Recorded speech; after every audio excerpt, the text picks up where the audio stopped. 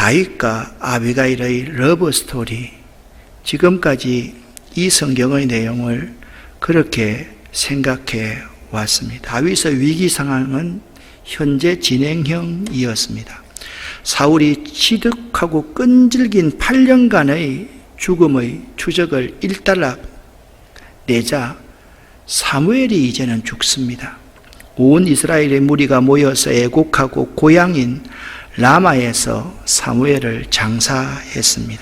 그런데 사무엘의 죽음은요, 다윗의 후견인이 죽었다는 것이었습니다.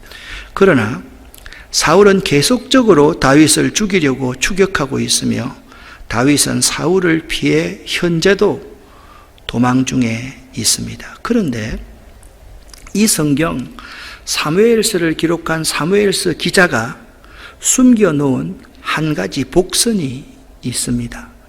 이제 사사시대가 종말을 고했으니 새로운 시대가 도래할 것임을 사무엘서 기자는 예고하고 있다라는 점입니다. 또 한 가지는 다윗의 후견인인 사무엘이 죽었기 때문에 이제 다윗이 의지할 분은 하나님 한 분밖에 없다고 고백해야 할 시점이 현재 스토리의 핵심 내용인 것입니다. 다윗에게 더 큰 위기 상황이 다가오고 있습니다. 바란 강야 근처에 나발이라는 갈렙 족속의 큰 부자가 있었는데 이 자는 완고하고 지독히 인색한 사람이었습니다. 다윗은 나발이 양털을 깎는다 함을 광야에서 듣고 청년 10명을 뽑아서 나발에게 정중히 문안을 하며 양식 문제에 협조를 구했습니다. 그러나 나발은 이렇게 대답합니다. 다윗이 누구요? 이새의 아들이라는 자가 도대체 누구요? 자기를 죽이려는 사울왕을 온유함으로 옷자락만 베고 살려주었던 다윗 아니었습니까? 그 옷자락을 벤 것으로 말미암아 괴로워하며 고통스러웠던 다윗이었습니다. 그런데 지금 모욕을 당했다고 살인을 넘어서 온 가족을 도륙하려는 다윗은 하나님의 섭리를 잠시 잊고 있었던 것이 틀림없었습니다.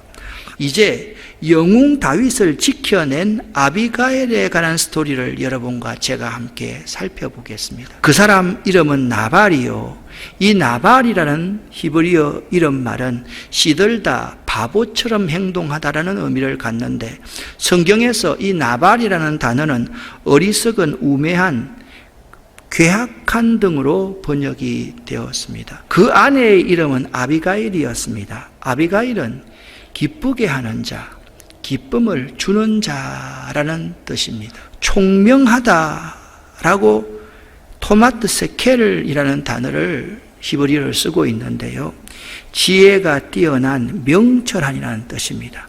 그런데 이 단어는 성경에서 주로 하나님의 뜻을 잘 분별하는 사람에게 사용하는 단어였습니다. 용모가 아름다웠다라고 표현하고 있습니다. 남녀를 막론하고 내면적이고 외면적 아름다움을 동시에 갖춘 사람에게 사용되는 말이 용모가 아름다웠다라는 의미입니다.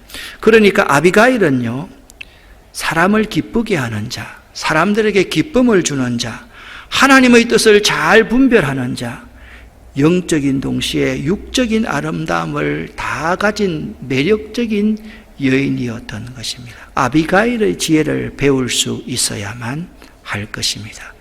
다윗은 이렇게 화가 나서 말하고 있습니다. 다 소용없다. 나는 광야에서 나발에게 은혜를 베풀었건만 그 놈이 선을 악으로 갚다니 내일까지 나발의 가족 중 한 사람이라도 내가 살려주면 내가 하나님의 저주를 받아도 좋다. 바로 이때 다윗이 내일까지 한 놈이라도 살려주면 내가 저주를 받아도 좋다. 은혜를 원수로 갚다니 바로 이때 아비가일은 다윗을 보고 급히 나귀에서 내렸습니다. 여기에 하나님의 간섭하심, 개입하심이 있습니다. 아비가일이 내리자마자 얼굴을 땅에 대고 다윗에게 절을 했습니다. 아비가일은 다윗의 발 앞에 엎드려서 이렇게 말했습니다. 내 주여, 모든 것이 제 잘못입니다. 제발 제 말을 들어주십시오. 여호와께서 살아계셔서 내 주 당신의 손으로 친히 피를 흘려 복수하는 것을 막으셨습니다. 이제 내 주 당신을 해하려는 자들과 당신의 원수들은 나발과 같이 될 것입니다. 당신께 선물을 가지고 왔습니다. 그것을 당신을 따르는 사람들에게 주십시오. 여호와께서는 당신에게 약속하신 좋은 일들을 다 지키실 것입니다. 여호와께서는 당신을 이스라엘의 지도자로 삼으실 것입니다.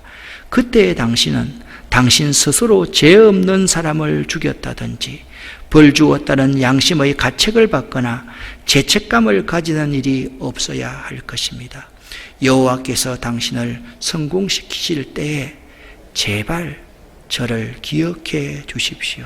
마치 죽었던 사무엘이 다시 아비가일 속에서 역사하는 것 같은 장면이 일어나고 있는 것입니다.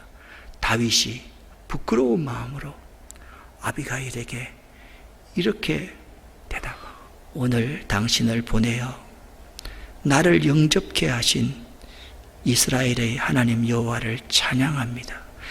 이스라엘의 하나님 여호와께 맹세하지만 여호와께서 당신을 통해 나를 막아 당신을 해치지 못하게 하여서 아마 당신이 나에게 나아오지 않았으면 당신도, 지혜로운 당신도 내가 죽였을 것이요. 아비가일의 선물을 받아들였습니다. 그리고 다윗은 말했습니다. 평안히 집으로 가시오. 당신 말을 잘 들었소. 내가 잘못했소. 당신이 부탁한 대로 하겠소. 우리들이 아비가일의 지혜로 살아갔으면 참 좋겠습니다. 아비가일의 지혜가 무엇입니까? 이 세상의 권력이 아닌 하나님의 편에 서십시오. 나발에 대비하여서 아비가일의 모습을 찬찬히 묵상해 봅니다. 아비가일은 남편에게 속해 있었지만 독립적으로 하나님 앞에서 자신의 신앙의 양심을 따라 행동했습니다. 아비가일은 하나님의 섭리를 보는 눈이 있었습니다. 개인적인 감정과 개인적인 일보다 하나님의 일에 우선하여서 신앙생활을 하십시오. 마지막 한 가지입니다. 하나님이 하실 일과 내가 할 일을 분별할 수 있어야 됩니다.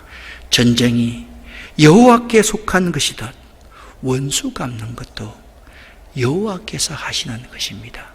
믿으시기를 예수 이름으로 간절히 축원합니다. 다윗이 골리앗을 이긴 것도 다윗과 골리앗의 싸움을 하나님과 골리앗의 싸움으로 바꾼 덕분이었습니다. 마찬가지로 아비가일은 하나님이 자신을 통해 일하심을 믿었습니다. 우리들이 잊고 있었던 두 가지를 깨우쳐 준 성령 아비가일. 여러분, 2022년은요, 하나님이 새롭게 여실 새로운 나라의 주인공이 여러분과 저임을 우리에게 분명히 가르쳐 주시고 있습니다. 우리는 2022년에 세상 사람들의 도움이 아닌 하나님만 의지하고 살아야 된다. 이 두 가지 여러분 결코 잊지 마시기를 예수 이름으로 간절히 축원합니다. 기도하겠습니다.